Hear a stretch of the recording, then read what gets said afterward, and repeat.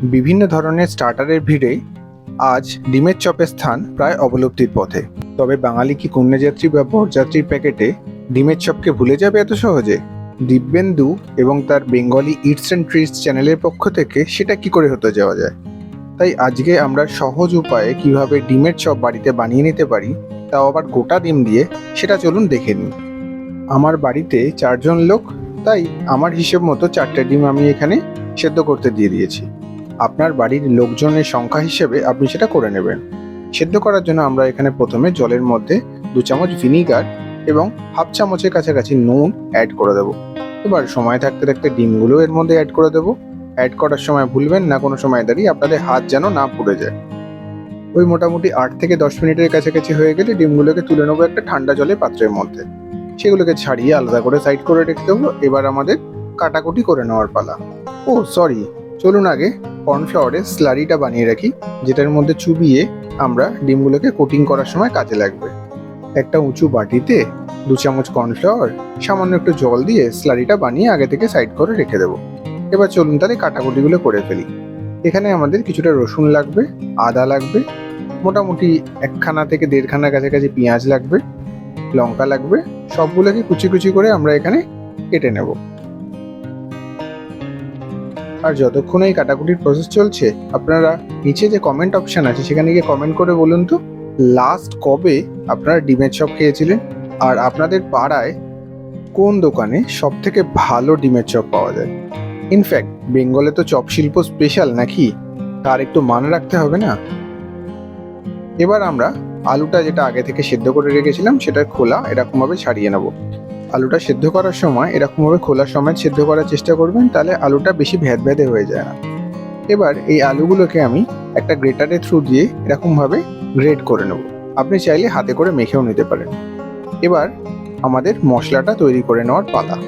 মশলা মানে এখানে আলুর যে পুরটা দিয়ে আমরা ডিমটাকে কভার করব, সেটা অল্প করে কড়ার মধ্যে তেল দিয়ে তার মধ্যে আমরা আগে থেকে যে পেঁয়াজগুলোকে কুচি কুচি করে কেটে রেখেছিলাম সেগুলোকে দিয়ে দেব।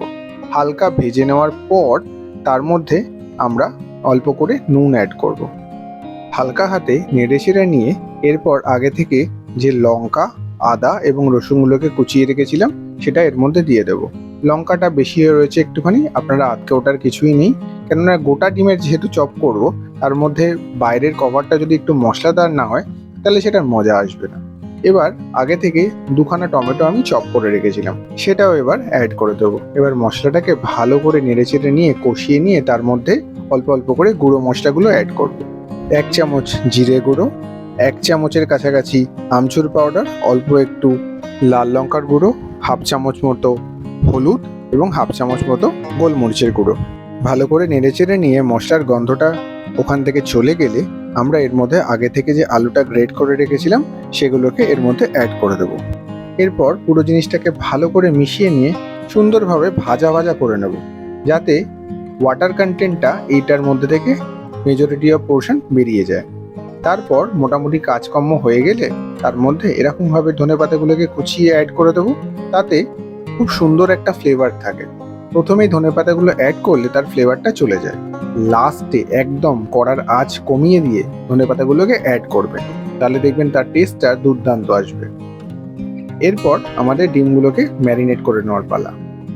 আমরা এখানে ডিমটার ম্যারিনেশনের জন্য অল্প করে বিট নুন, আমচুর পাউডার এবং গোলমরিচ পাউডার নিয়ে নেব। আপনার বাড়িতে যদি শুধু ডাইরেক্টলি চাট মশলা থাকে সেটাও এখানে অ্যাড করতে পারেন।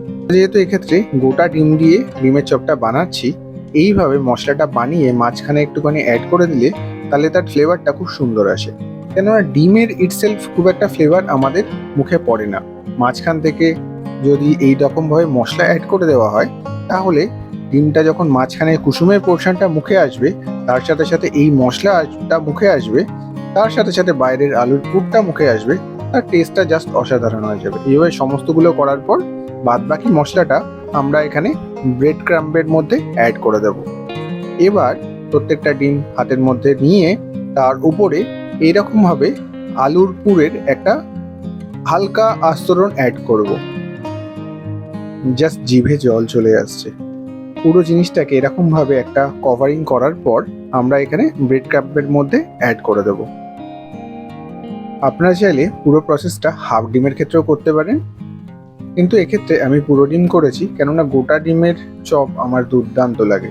ডিম খাবো, সেটাও আবার হাফ খাবো, সেটাও কি নাকি সম্ভব?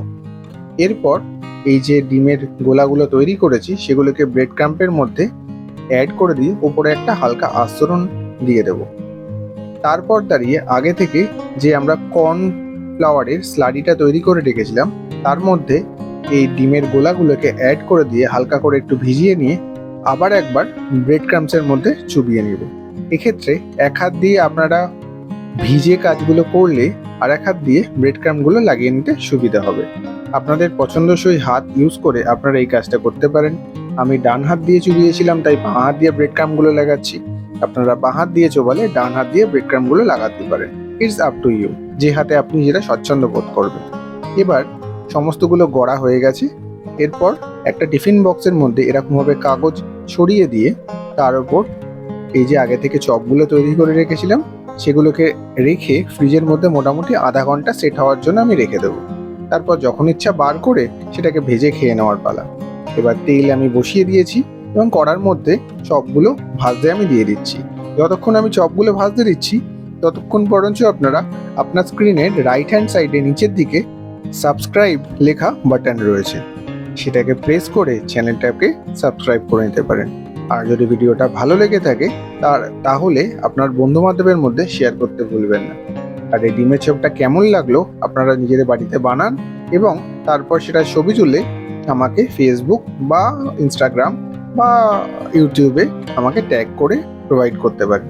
তাহলে আমি দেখব যে কারা কারা আমার এই রেসিপিটা ফলো করেছে এবং তার এরকম সুন্দর রেজাল্ট পেয়েছে।